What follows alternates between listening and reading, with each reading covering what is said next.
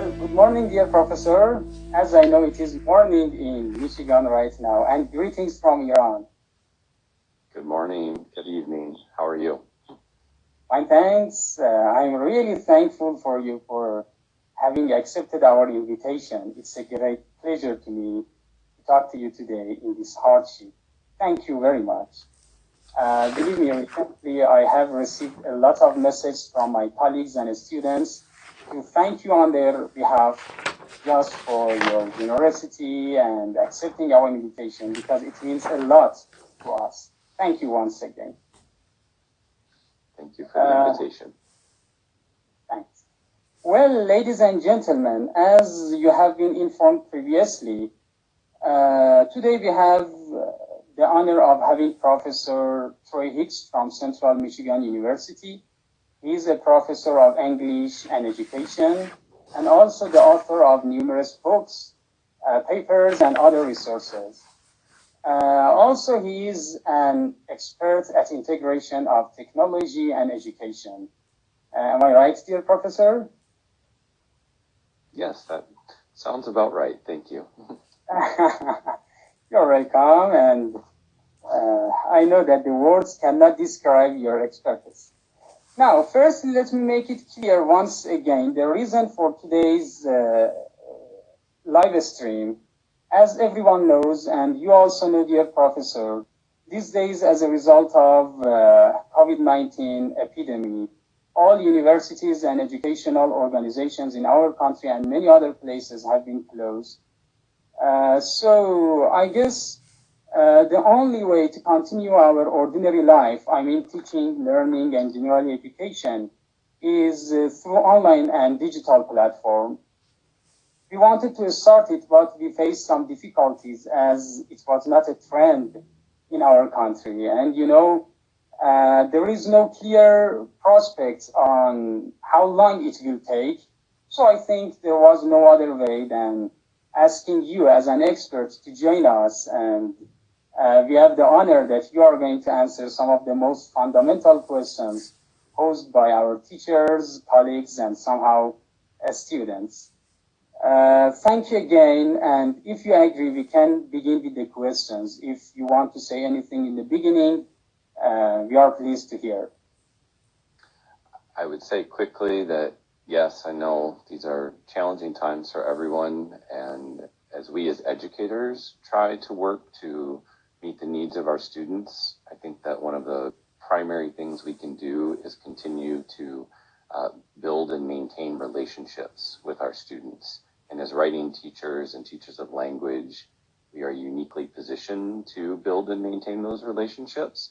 And so I hope that's a common theme that we can keep coming back to through our conversation today. Of course. Thank you very much. Firstly, dear professor, you have titled one of your scholarly works, Because Digital Writing Matters.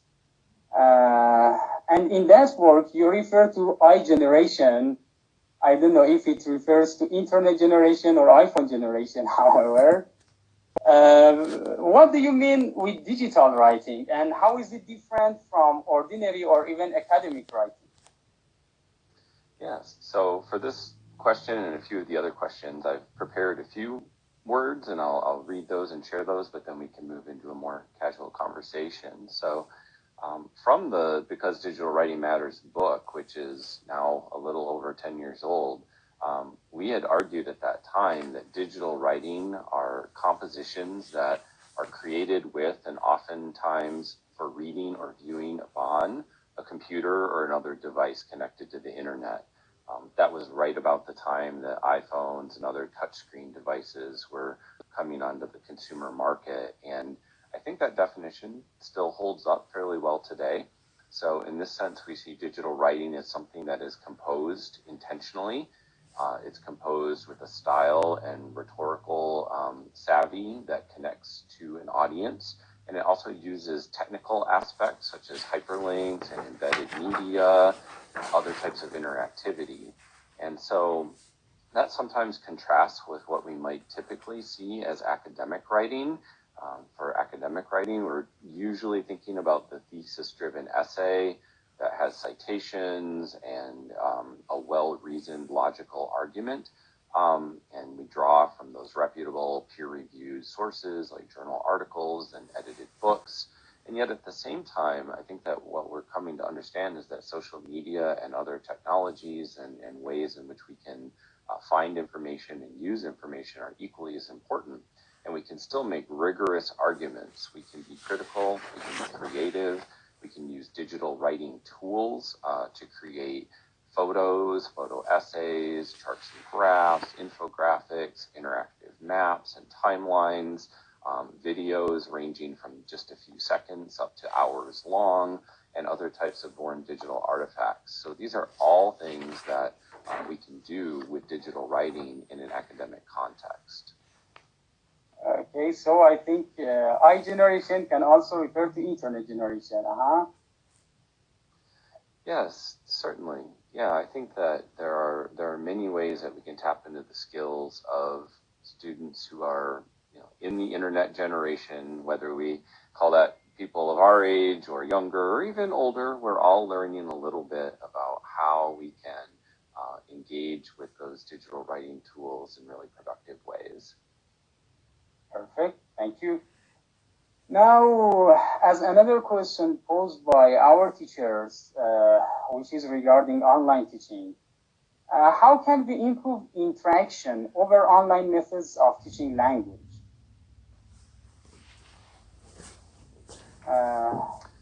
Yes.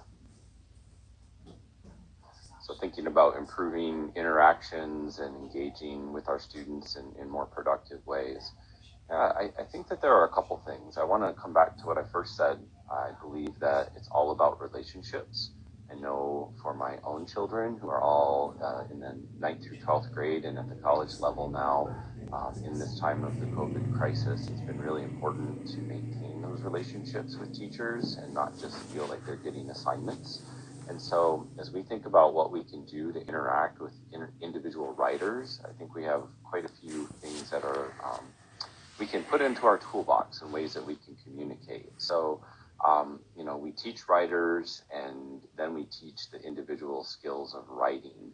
And we want to make sure that we're trying to continue to connect with them, respond to them in a timely manner, and use our time wisely. So when we have full video class sessions, we want to interact with them and invite them to interact with each other, maybe in small breakout rooms, or maybe we only want to meet with 4 or 5 of our students at a time and really focus our instruction on the things that those 4 or 5 students need rather than trying to meet with the whole class. But when we do meet with the whole class, we can provide really interesting and engaging activities to help them stay productive as writers, to give feedback to one another. And then also what we can do is we can schedule individual sessions and we can really use that time wisely, even if it's just 15 or 20 minutes to meet with those writers and to give them that kind of specific feedback while also continuing to build the relationship with those writers. And we can talk about some more tools and strategies for doing that. But at the very top level, I think that, interacting is about thinking strategically about when we're going to interact with our whole class through video or through our announcements, when we're going to interact with small groups or how those small groups might interact with one another, again, live or over time, and then also how we're going to work with our individual writers, especially when we work with them live in a synchronous setting. Thank you, dear professor. Now, in respect with real classroom environments, how can we make effective use of technology in providing learners with feedback? Also, you referred to feedback, but is it any way to integrate technology to our real environment classrooms? Well, certainly. In our face-to-face settings, when we're thinking about the different ways that we can bring technology into those settings, I think one of the most powerful things that we can do is give students time to write and to converse with one another, to share their writing. Perhaps that's through a synchronous tool like Google Docs or Microsoft Word Online, or there are some other web-based text editors that students could share. Perhaps they are sharing files through a course management system or through a discussion forum. We can also model the writing process and even record that writing process. So for instance, we might have students, again, working on a traditional essay.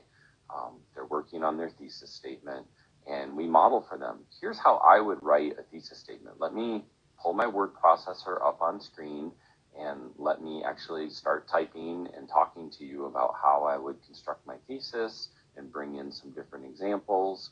And then even if your lecture podium in the classroom is enabled to do that, you could record that and say, so I'm going to record the next 5 or 10 minutes while I'm talking about how I would develop my thesis statement. And I'm going to save that recording and I'll put it in our course management space so you can go back and watch it later. Similarly, you could have students record something and bring it in and then share that as models. Other things we can do in a live face-to-face setting, certainly games like Kahoot and quizzes and interactive vocabulary and lessons like that. That's good to get the conversations going and get them motivated, maybe add a little competitive spirit to the classroom. But then we also want students to take that time to write and reflect. We could have them use tools like Flipgrid to video record themselves and participate either in a discussion and dialogue with you as the instructor or with a small group. So there are lots of things that we could do within the classroom and show them how to do, and then that can carry from class session to class session and build community over time. Okay, thank you very much for the full description, and I think many of our questions so far have been answered. There was a big problem to many of us. Now, dear professor, a big issue to all online teachers is that sometimes learners do not take online classes as serious as a real classroom environment, because there are a lot of distractions and so on. So how can we encourage learners to take online medium as serious as real classroom environment? Yes, I certainly agree that issue of distraction and focus is tough. It's tough for us as academics who enjoy this work to be staring at a computer screen for many hours a day and to stay focused. So I have a few suggestions. Again, I'm going to read for just a moment and then I'll elaborate. So, I think about this idea that teaching our students and ourselves to self-regulate is a challenge. Different people have different strategies for staying motivated and being self-regulated and working at their own pace and setting deadlines. But I think that's one thing that we can do as an instructor is that we can have some regularity. We can make sure that we're setting regular times when announcements will come out, when assignments are due, set up kind of a rhythm to the week of instruction when students can expect us to be sharing things and giving them feedback. I would also, on a very technical standpoint, I would encourage students to adjust some of their web browser settings and install some extensions like ad blockers and tools to actually keep them from landing on social media sites or video sharing sites. You can set it up to say, hey, for 2 hours, don't let that site come through my web browser and it will keep me focused. Or maybe you want a smaller chunk of time. You want to study for half an hour and then you want to watch a video and then you want to study for half an hour and take another break. On their mobile devices, of course, we can just use the simple do not disturb setting or just take that device and set it over in another room so you make sure that you're not distracted by it that way. And then even trying to find the types of games and activities, Duolingo, for instance, is an app that uses those ideas of gamification. And some people are motivated by that, getting the little announcements and trying to level up and get badges and rewards. So ultimately, it's our students that need to self-regulate. We can only do so much when they're in our classroom. As much as we would like to believe that they're 100% focused on us the whole hour of our class when we're on campus, we know that's not the case. We know that people daydream and scribble and take notes and get a little off task. And so we can try to teach them how to use their devices and their time more effectively. Thank you very much. And I think this is also a way of keeping teachers' authority over online classroom environment, because this is also an issue teachers have no control over the class, over the students, and this is also a big issue. Am I right? Yes, and I wonder, could you tell me a little bit more, because I appreciate that you shared that question. Are you talking about an online class environment where professors posting announcements and putting assignments and having discussion forums through a learning management system? Are you talking about more like what we're doing right now, like having a video call where you might have 20 or 30 or 40 students in that video call altogether? Or are you talking a little bit about both of those things? Well, mostly in our classes, there is a teacher with more than 5 or 6 students. Sometimes it is video conferencing, and sometimes even they just have the picture, the image of the teacher, but the teacher doesn't have their image, and the teacher is just a teacher. We mostly deal with such kind of classrooms. Okay. So again, depending on exactly how you structure your time and your week of instruction and how much synchronous time and asynchronous time you might expect, I think there's some ways to think about this. I'm going to again go back to a little bit that I wrote to prepare. One of the things I think is important is that we maintain a consistent approach. We have regular announcements. We're engaging students. There are some tools that are available to build into like your Google Slides or your PowerPoints where you can build in quizzes and opportunities for interaction. One of them is called Nearpod. Another one is called Pear Deck. I'm sure there are many others, but those are two that are relatively popular and web-based. So you can design your lecture in a way that's going to elicit interaction from students. You can also think about what is it that I could prepare ahead of time and record as a screencast? So when students come to the video lecture, they will have already prepared something. They may come with questions, and I can actually spend some of that time interacting with them and inviting that interaction. I'm going to also link a lot of these things to my blog, hixtro.org, after our talk today. But I was just in a webinar the other day with Jesse Boardman from Arizona State and Casey McArdle from Michigan State, and they shared some resources from their online writing instruction community. And I'll put some links to that. And they have some models for schedules and ways to stay connected. The other organization that I'd mentioned that has lots of resources out there and available is the Global Society for Online Literacy Educators, or GSOL. And they have a whole set of resources available on their website, as well as their online literacy instruction principles and tenets. And if we look at those and think about what is it we're doing, how is it we're doing it, how are we trying to engage students during those sessions and in between those sessions and as individuals when we're conferring with them, I hope that will reduce some of the kinds of behaviors that you might be worried about and actually continue to build those relationships with individual students. Thank you very much. Dear Professor, you sent some links and files to me. Am I allowed to share it with my colleagues so that they can get more inspired with that? Oh, absolutely. And again, I will post all this. Yeah, as you know, I tried to write out some answers to be prepared, and so I'll post my thinking on my blog later today, and you can certainly reshare that through social media channels and email and other ways that you communicate with your colleagues.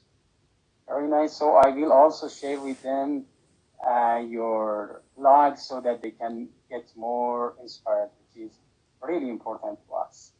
Well, to those who have just joined our live stream, let me mention it again that today we have the honor of hosting Professor Troy Hicks from Central Michigan University, and we are talking about integration of technology and education, mostly regarding online teaching and learning of English, which is a big issue these days because of, I don't know, COVID-19 epidemic and all the problem.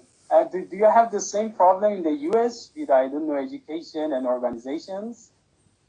We very much do. The COVID-19 crisis really started to affect higher education starting around early March. For instance, at Central Michigan University, students were preparing to head into spring break, and then were told, please do not come back to campus after spring break. If you're able, we're moving everything to remote instruction for at least the next 2 weeks. And then by mid-March, it was pretty clear that the whole campus would need to be shut down and moved to remote learning. So as we finish the semester in these last couple weeks, it is completely remote learning right now. The summer 1 session from May to June will be remote learning. They're still waiting to make a decision about July and August, but I have a strong suspicion that we'll be remote learning in July and August. And then who knows what's going to happen in the fall. I know there are other universities in the United States that are already making contingency plans for the fall. So, yes, how is it in Iran? Are there mostly remote learning sites going on now? Yeah, all educational organizations have been closed for nearly 2 months, unfortunately. And at first, there was no clear prospect of the future. Nobody knew when the crisis is going to finish and when we can get back to the institute. But after some time, we started online and remote teaching, as you said. But there were some issues that today we are so happy that you are responding some of the most fundamental questions. Right. Okay. I think one of the, if I could just continue really quickly, one of the other things I think that happened, and I've had many conversations with colleagues, is that when you take a class that is scheduled face-to-face and say is scheduled to meet on Mondays and Wednesdays from 1 to 2:30 in the afternoon, and you try to move it online immediately without much preparation, sometimes we stick to those same patterns of, okay, I'm going to host a Zoom video chat at 1 p.m. on Monday and Wednesday, and I'm going to deliver instruction, and my students are going to continue to do their work as they would have normally. And what I think happens, and that's perfectly reasonable for what's happened. We're all doing the best we can to finish the semester in a positive way. What I hope happens, and as we continue to move forward, is to think about what can we take that is the best from traditional face-to-face instruction, including some regularity in terms of times that we might meet, as well as what's best in online instruction. Because we also know sometimes there's some not so good online instruction where students are just supposed to watch a video, take a quiz, turn in a paper, maybe get some feedback, and they move on to the next thing. That is not always effective for students either. So how can we take the best of what we know from online instruction and the best of what we know from face-to-face instruction and really create this new mode of instruction where we're being more responsive to their needs? I think that's the opportunity ahead of us that we have all around the world.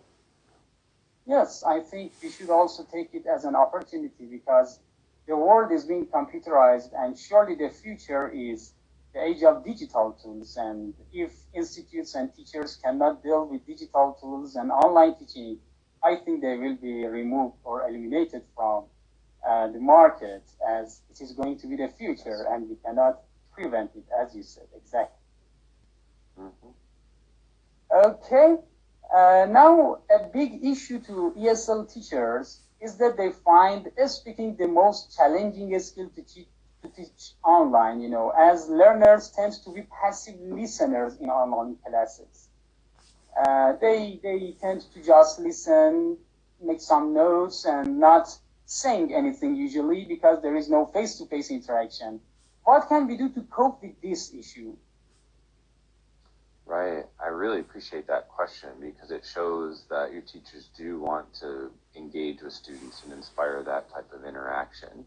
So there are a couple tools that I think are particularly useful for that. And again, I will put links to all of these on my blog after we get done today, and hopefully we can help your colleagues find those relatively quickly. And again, I know the internet filters might be slightly different, so I'm trying to provide a variety of tools.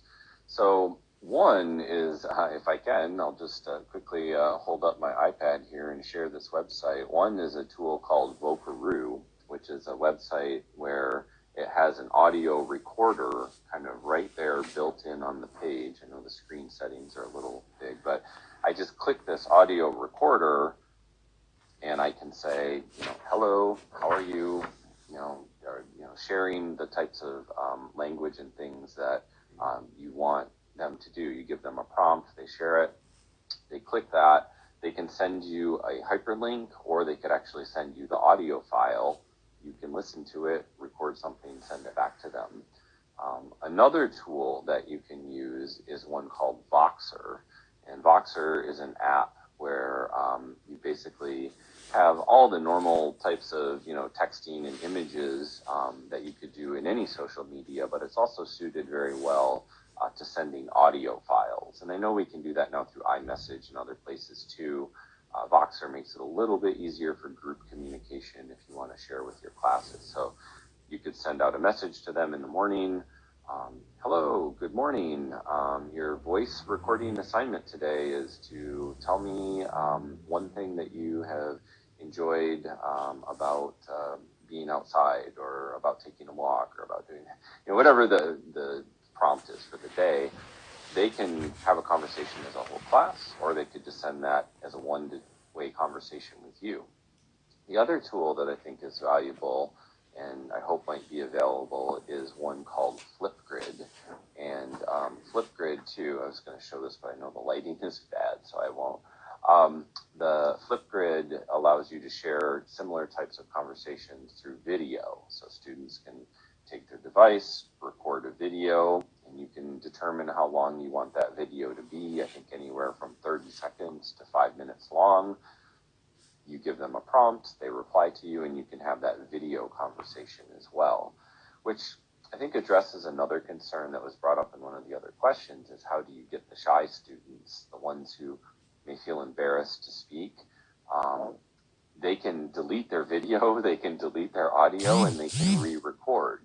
So rather than being in the classroom with all of their peers looking at them and feeling an immense amount of peer pressure, if they get it wrong, they delete it, they re-record it, and then they send it to you. So they have a little bit more kind of emotional space and control, and then that way they're feeling like they're not quite under that kind of pressure that they would be in the normal classroom. So those are a few ways that I think that we could really practice those speaking skills and maintain that relationship with our students. So again, we can take it as an opportunity to some special students, as you said, yeah. Once again, I should say that dear professor has shared some of the links to those apps just mentioned, and I will share it with the colleagues, as well as his own blog on which he's going to share all these responses and all these links just after today's session. Thank you, dear professor. Well, a big issue these days, is the use of social networks. Social networks are generally taken as tools of having fun or entertainment. Now, the question is, how do you suggest learners or teachers to use social networks effectively as means of language acquisition?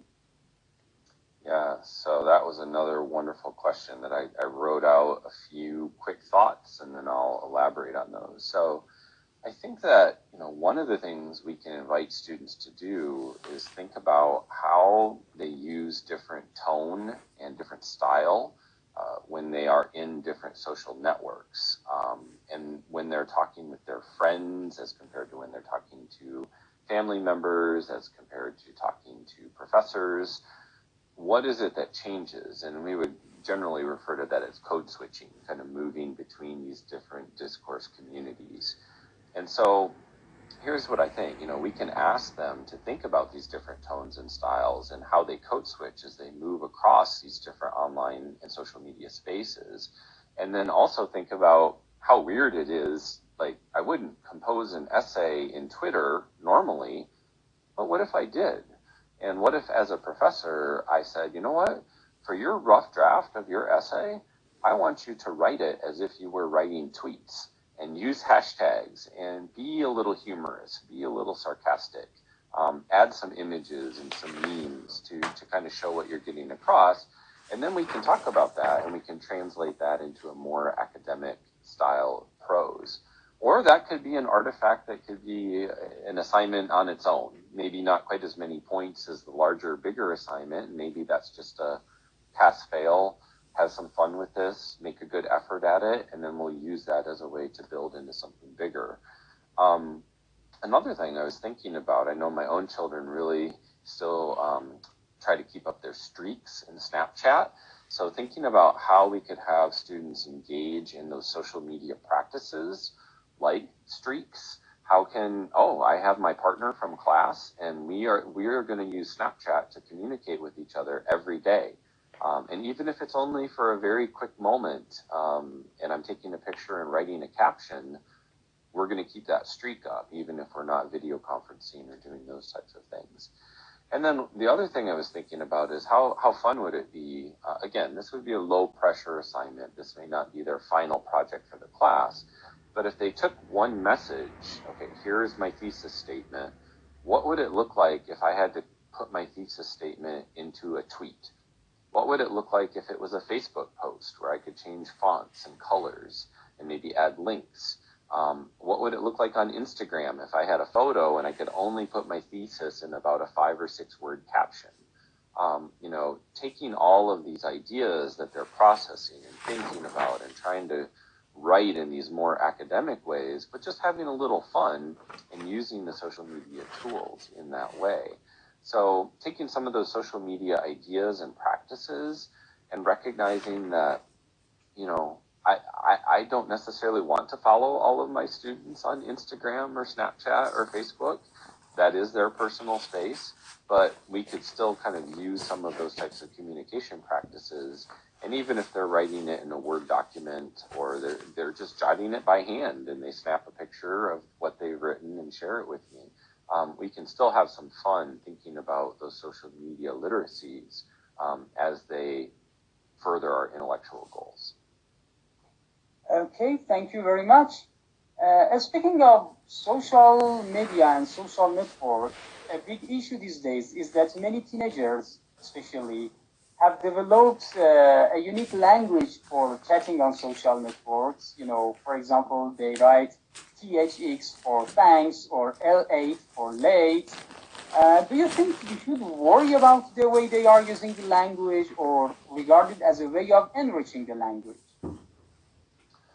I think that's a legitimate concern, and I'll answer that in 2 ways, both as a parent as well as an educator. Well, 3 ways: as a parent, as a writing educator, and as a researcher.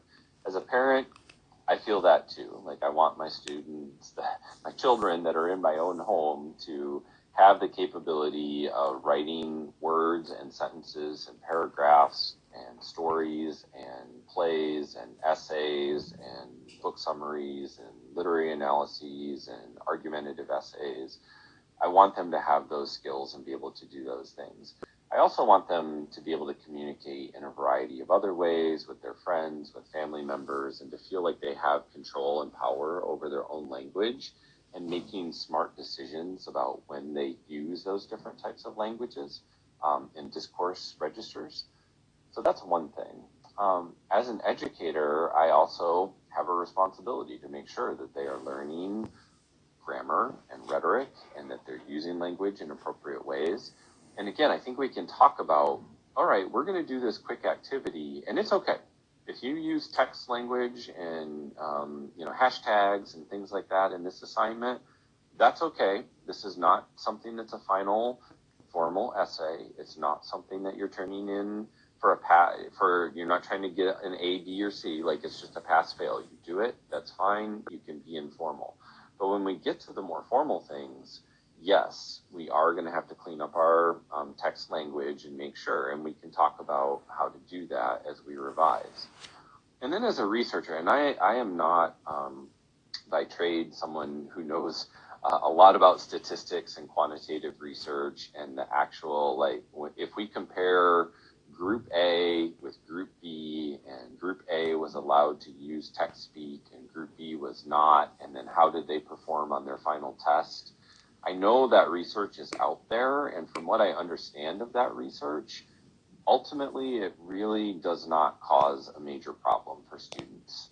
If they've been corrected and they were told no, no, no, no, and then they perform on a test, and then students who were not necessarily corrected, and then they perform on a test. From what I understand, the research says that students are pretty savvy and they know when it comes time to do a test or a formal paper, they need to change their register and their tone, and they're able to do that fairly successfully. Might they make mistakes in their rough drafts and use the text speak? Sure, but we can also teach that way and acknowledge that and help them move from that informal language to something more formal. Okay, so that was a big worry to us, and now I think many of the teachers learned what to do. But do you think is it okay if teachers, while chatting with their students on their groups, social groups, and social medias, they use some brief language like that, like for example the letter U for the word you and things like that, or you think that teachers must strongly avoid doing so? I actually think it's okay. I think if you set up, let's say for instance, I'll just pick Slack as one place. You and your students decide, okay, we're going to carry on a conversation in Slack throughout the semester. This is not the formal space. This is just the space to have a little bit of fun and share some examples. And oh, let's look at this meme together. Or oh, let's listen to this this podcast that just came out. Or oh, let's look at this TED Talk. What do you think? What is it? And you're excited, and they can recognize in the tone that you're typing or your voice as you record it, and you're being a little more informal. I think that's okay. And then when you get back into those more academic spaces and you're saying, okay, in this assignment, you need to be very clear and have good academic English. Make sure your spellings are correct. Make sure that you're using punctuation correctly. They see that you're code switching too, and that you can move back and forth between, I can have a little bit of fun and, be a little less formal in these social media spaces, and we can communicate with one another and we can share ideas.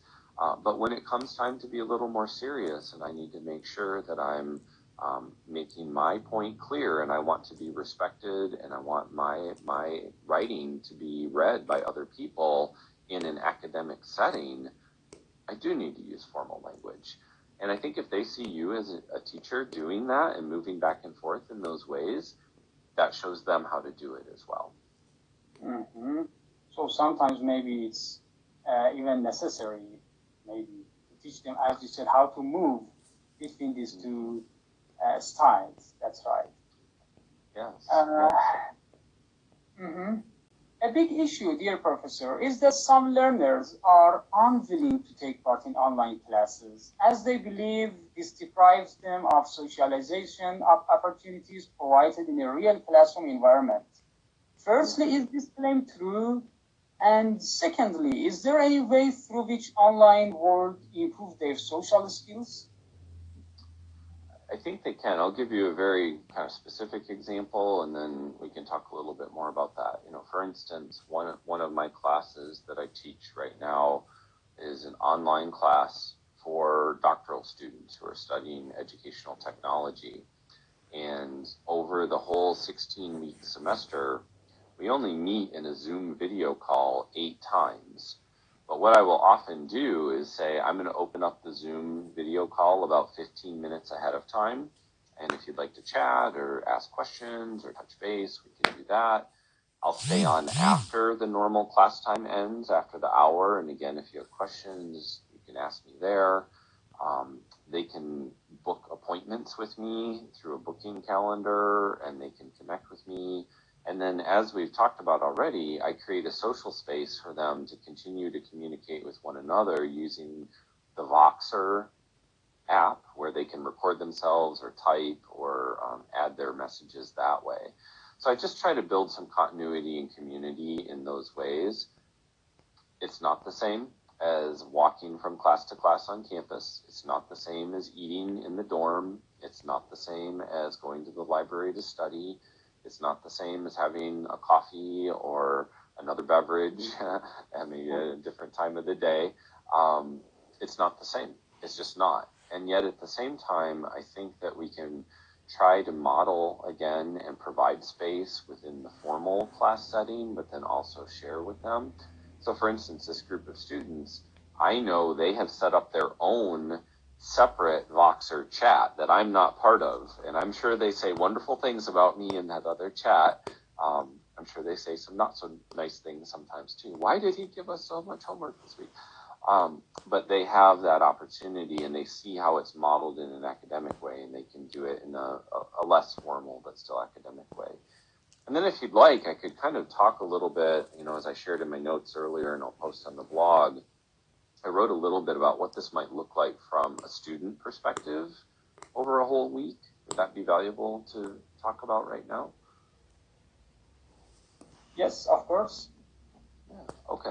So, one of the things that I was thinking about, and I've been talking about with a number of instructors, is that in this time of remote teaching, they've been told, make a screencast, put that online, have your assignment, and then have some open office hours. And I think those can be effective, but a lot of students are still not showing up, and we're very worried about those students, and those students may not have the internet connectivity, they may just be shy, they may be working, they may be taking care of younger siblings. There are many reasons why they may not want to communicate with us. So how can we set up patterns? And I tried to write what this might look like from a student perspective for a whole week in an online English class. And so in day one, perhaps the instructor has sent me a video, maybe about 10 minutes long. It's the lesson for the week, and I need to watch that video and read the assignment. And I start working on all my homework and tasks. And I'm also, at the beginning of every week, I've been instructed and told that I need to connect with my partner. So I have another partner in class, and we have a Skype video call or something like that. And we talk through our homework and our assignment. Then on day two, the instructor, it is class time. So we meet at 1 o'clock in the afternoon. We have a 1-hour Zoom video conference. And in that conference, the instructor gives some quick instructions and then immediately moves us into breakout rooms. And in our breakout rooms, we have an assignment that we talk about our assignment so far. We talk about the thesis that we're building for our essay. We give our small group some feedback. And then at the end of the class, and the instructor is going from breakout room to check in on the students. And then in the last 10 minutes of that hour, we all come back together and the instructor says, oh, that was a really great example there, and someone had a question there, and I'll record another screencast for you to give you some more information about this. And then we're done with our class for the day. On the third day of class, again, it's independent day. There's no regular Zoom sessions, there's no meeting times, but students the instructor would say, okay, you worked on your thesis, you need to just, through our Voxer group or through Snapchat or whatever tool, send me a screenshot of what you've been working on, say in Duolingo or some other app that they're using to learn the language. Just send me an update. I just want to see how you're doing. Or you could record it as a voice message. And I don't talk to my partner that day. I don't talk to any other classmates. Then on day 4, we have our second class meeting of the week. And again, we come back in for an hour, we're talking, and at that point, the instructor has seen what everybody's working on and can say, here, I'm going to pull up my Microsoft Word and I'm going to screen share. And I've noticed as you've all been working on your thesis statements, here are some problems that you've been having. Let me show you how I would do this. And then quite literally on screen, model some writing and say, here's how I'd add this, and here's how I'd share this. And then you could then stop sharing screen and have all the students ask questions and maybe even ask them for some suggestions. What could I do to make my thesis statement better? What would you change? And then finally, on the 5th day of the week, again, the instructor has sent out earlier in the week a calendar that says, I'm going to be available for 20-minute appointments. I want you to sign up for one of these appointments that's convenient for you. And rather than me giving you written feedback on your essay this week, share your draft of your essay with me. And then during that appointment time, you're going to share your screen and you're going to show me what you've been working on your essay. And I might be able to give you some more feedback and really help you. So over the weekend, you can continue to work on your essay and then turn it in before next week starts. So I hope that gives a little more of a portrait of what that would feel like for students. And we can talk a little bit more about what that would be like for teachers to organize it. But I hope that shows that there are some ways to stay connected, to have some regular times, have some expectations, and be accountable to the instructor as well as to your classmates. Sure, thank you very much. And I think in this way also we can reduce distraction while learning or teaching online English, because this is a very big issue to most learners. They find it, they find online medium like kind of distraction, as there are various ways of getting distracted from the original aim. So So having those regular accountability checks, we're all together as a class, you're meeting with a partner, you have some individual work you just need to share with me.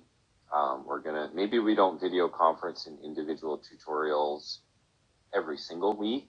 Maybe you stagger it, so you meet with half your students one week and half your students the next week or something like that. I think it's all about trying to change our mindset about how we use our time and where the time is that we spend and how valuable that time can be to have those one-to-one or small group interactions with students. Okay, perfect. Thank you. Now, dear professor, this is a question posed with many of our teachers and colleagues. Is it effective to devise a mixed or combinatory method with some skills being taught online and some others in real classroom? And if so, what skills do you suggest to work online? Sure. So hopefully someday when we're back in classrooms and we have the opportunity to learn face-to-face, but even if our classroom is like what we're doing right now through Zoom video calls and they're synchronous, I think that what happens when we're in the classroom, this is the way that I always like to think about it. I only have my students all together for a very limited time. I can talk at them, I can talk with them, or I can have them talk to each other and figure out and do things together. And there are certainly times where as professors, we need to profess. We need to give some instructions, we need to give some knowledge, we need to share some information with them so they can move into the next activity and be successful. But I know I'm guilty of this, and I'm sure many professors are guilty of this. We don't need to talk from minute 1 all the way to minute 60. There are times where we can pause and we can, even if it's something small and simple, where we can ask our students, why don't you find a partner and the two of you talk together for a few moments, and I'm just going to listen. I'm going to walk around real quickly and listen. So I've lectured for 15 minutes, give them a chance to talk. Lecture for another 15 minutes. Okay, now take a moment and just write down, what are 2 things that you've learned today that are very important so far? Walk around, see what they're writing. Lecture for a few more minutes. Okay, now you're going to talk again. What are some things that you're learning? What new words or vocabulary or language? And then at the end of the class, what questions do you have? What can I do to prepare for next time? So just by inviting that kind of interactivity when we're on campus or when we're in a Zoom room, I think is really important. And then we set them up for success. Okay, you're about to go out on your own. I won't see you again for a few days.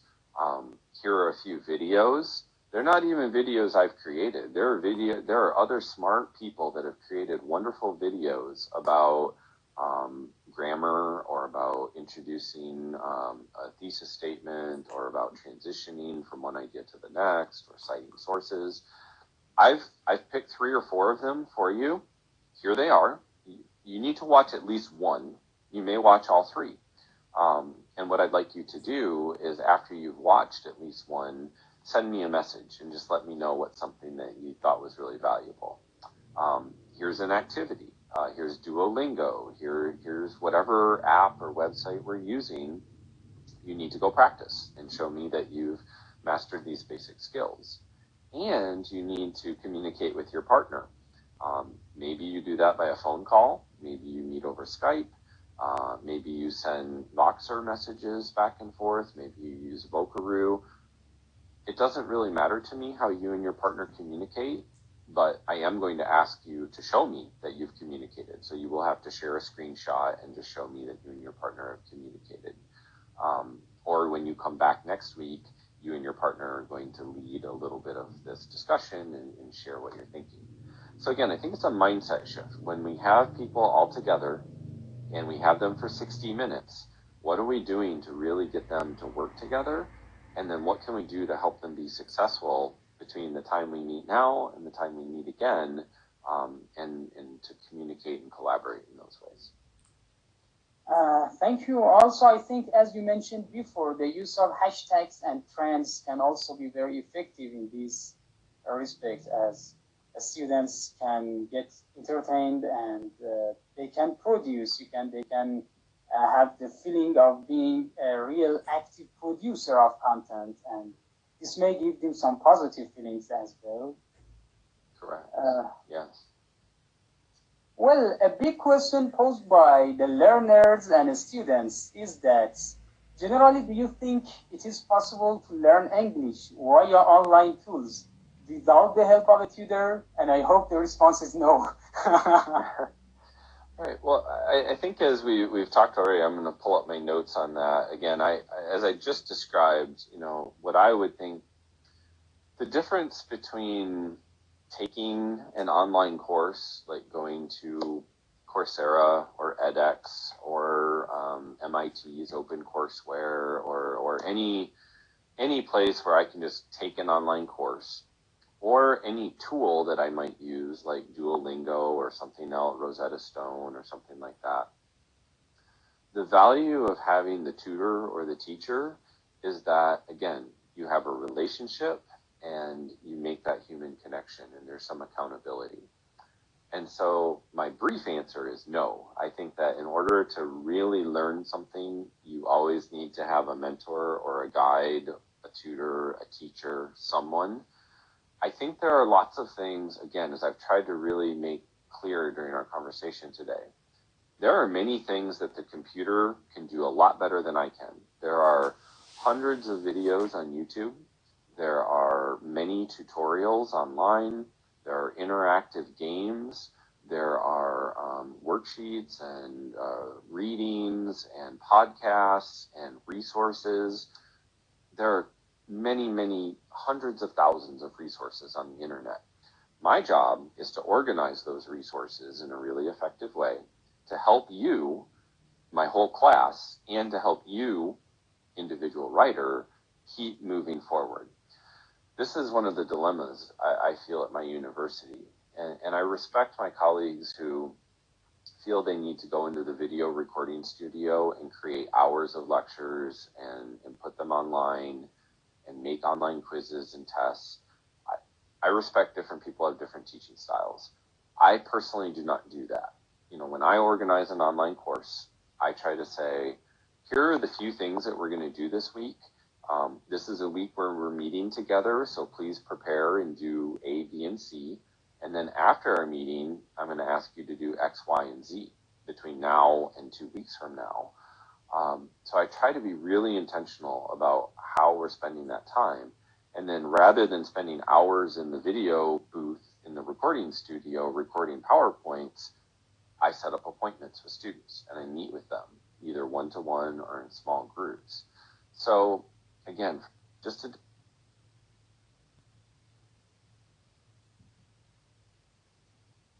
sorry about that. I think it's absolutely essential that we make sure that we're keeping those relationships strong. So are tutors and teachers and mentors essential? Yes, absolutely. I think to really learn something well, it helps to have a guide. Not to say you can't do it without a guide, but it's really helpful. Thank you very much. And as the final question, dear Professor, except for saving time and energy, does online teaching or learning have any other privilege over real classroom environments? So I really appreciated that question, and I'm going to read a little bit of what I prepared, and then I'll answer in more detail. So the first thing that I said was, well, honestly, I don't think that teaching online saves me any time. In fact, if you were to talk to my wife and my family, they'd probably say you spend more time on the computer than what you need to. So like I said, from this example of like what a typical week might look like for a student, as an instructor, I would have to do quite a bit of planning. I'd need to really carefully plan those 2 one-hour class sessions. I'd need to be creating my weekly video lesson, which is brief. And it's hard to be brief. In order to make something really effective and do it in a 5 to 6 minute video, 10 minutes at the top, that's hard. You have to be really well prepared and make sure you know. You can't just hop on your computer and say, well, this week we're working on thesis statements, and let me kind of talk about thesis statements. You have to know exactly what you're going to do. We know that video retention drops at about the 5 minute mark. No matter if that video is 5 minutes long or 50 minutes long, students are only going to watch it really intently for about 5 minutes. So we have to be really thoughtful. I have to be giving feedback throughout the week and staying in touch with students throughout the week, planning those appointments and talking with them. And again, as I mentioned a moment ago, really carefully curating all those resources. Because if a student goes to Google and create a thesis statement, they're going to get 10,000, 100,000 hits, million hits, and they still don't know where to start. So we can do some of that work for them and say, let me show you how I would do it. Here are 3 or 4 other resources that are going to really be helpful for you out of the million other websites. Here are 3 or 4 that I really trust, and I would encourage you to look at these. Here's another video tutorial from another professor at another university that I really admire and has done this well. And then last but not least, I think that, again, just figuring out how to stay connected with them. Making sure that they are having a meaningful interaction with one another and with you. That's hard work. It takes time, and it takes real intention and focus. And I know a lot of teachers now have created like checklists or spreadsheets where they say, here's my list of students. Here's the week of, April, whatever we're in right now, April 20th. Have I connected with this student this week? Yes, I have through email. Yes, I have through text message. Or yes, I have by having a video conference. Or they showed up to my office hours. And they're literally keeping a checklist just to make sure that they have one touch point with a student every week over the rest of this school year. So again, is teaching online less work? I don't think it's less work. I think it's a different kind of work. And I find it very fulfilling in the relationships that I build with my students are really meaningful. Just because the online live streams limits is 1 hour, I have to end this conversation and start a new conversation to join. And I will have you again in just a few seconds. Just a moment, let me save this one and start a new one. Okay. Hello, everybody again. Thank you for being with us today. As you know, today we were with Professor Troy Hicks, University, and we talked about integration of technology and education, which was a big issue these days. Hello again, dear Professor. I really appreciate your generosity for devoting your time to us. It means really a lot to us, and it was a very big honor to me to talk to you today. Thank you. We really received the answer to many of our fundamental questions. I will save the video, and my colleagues can watch it again and again and again to be inspired more, as well as the students. But as the last point, because I don't want to take much of your time, and I know that at this time of the day you are really busy, I just, it's evening and weekend in Iran, but in USA everything is different. Well, do you have any final suggestions for us as how to make online classes more efficient so that both teachers and learners can enjoy and can effectively do their job? Mm-hmm. Sure. And I'll have a question for you at the end. I would really like to hear what you might carry forward and take into your own online teaching. So I'm curious to hear your thoughts on that. But one thing that I think is most helpful for me as I think about a week of instruction is, so I'll actually start at the end of the week. Like, this is perfect because we're getting to the end of the week. I will prepare an announcement that will go out on usually Sunday morning for my students. I write it on Friday and Saturday, and I have it automatically set then in the learning management system to go out at 7 a.m. on Sunday morning, so they know they'll get it on Sunday morning. At the top of that announcement, I have three things. I say, read, view, and do. Here are the readings for the week. Here is something I've recorded for you or another video on YouTube that I would like you to go watch of, some other thing we're talking about this week. And then here are the instructions for assignments. And then below that, I will write a little bit more. Hey, welcome to week 8. How are things going? Here are some things I've noticed. Here are some things I'm thinking about. Kind of give them just a quick overview and things. And then I'll always remind them, okay, we have an online meeting this week. Here's the link to the Zoom room for our online meeting. Be sure to show up on Monday night. And then I always put my appointment calendar and say, I update. So before I send out that announcement, I update my appointment calendar for the week. So they know that they can book an appointment with me. I also will, for bigger projects, I'll require an online meeting. It will actually be part of their grade, and I'll make it worth enough points that if they don't meet with me, they won't get an A in the class. That sounds really terrible, but it is the kind of motivation sometimes that works for students. So in order to get your 50 points for this assignment, you're going to have to take time to meet with me. And if you don't, then you realize you're not going to get an A in the class. You'll only get an A minus. So there you go. So I don't always like to play with that kind of grade bribery, but sometimes it works. And then, so setting up those regular scheduled, types of, announcements, setting up regular class meetings, setting up appointment calendars. And then I know for some people this works. It doesn't quite work for me, but I often hear from instructors that will say, like, from the time of the deadline of an assignment, I will tell students I will reply to your assignment within 24, 48, 72 hours. I tell my students I will reply within the week.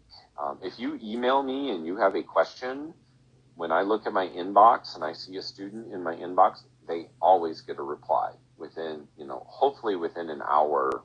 And if I can't reply to them, like if I say, you have a great question, it's going to take me some time to answer it, I'll be back to you later tonight. I will send them just a quick reply. But with their assignments, they know that it's going to take a few days for me to give them really substantive feedback on their assignments, which is, again, why I enjoy those one-to-one conferences. Let's meet, let's talk about your paper, and spend our time that way. So those are some of the ways that I stay organized and try to keep myself accountable and keep my students accountable too. So as you say, sometimes as teachers, it is necessary to threaten our students, of course, in some friendly ways. Okay, dear Professor, thank you very, very much. I don't really know how to say thank you, it means a lot to us having you today with us. Once more, thank you for the invitation. And once more, I say to my colleagues that dear Professor has shared with me some resources, some files, and some links. He will share them on his personal blog. Would you please repeat your blog again? What was that? Sure. So almost everywhere on the internet, I am Hickstro. So just like my Instagram name here. So if you go to Hickstro, HICKSTRO.org, that's my blog. I'll post these resources relatively soon. They'll also get cross-posted on Twitter and LinkedIn and other places like that. And I'll send you a link as well to send out to your colleagues. I'm really looking forward to hearing what you might carry forward with you into your own instruction and to find out how these strategies might work for you and your students. Of course, thank you. I'm getting some really positive feedback on yes, part of my thanks to the audience. Yes, thank you. Yeah, I'm seeing, that was really very nice of you to be with us today, and I will share with you some more feedback on how it worked, and also I will share the resources you sent to me to my colleagues. Dear Professor, thanks again. I don't want to take much of your time. That means really a lot to us, you today. It was an honor to us. Thank you, thank you, thank you, and I wish you a nice day. Also, I hope that this COVID-19 crisis is going to end soon and we can get back to our ordinary life as soon as possible. Yes, I agree. So thank you so much, and thanks to everyone who listened today. Feel free to reach out, and I look forward to continuing the conversation. That's very nice of you. I wish you a nice day. Goodbye.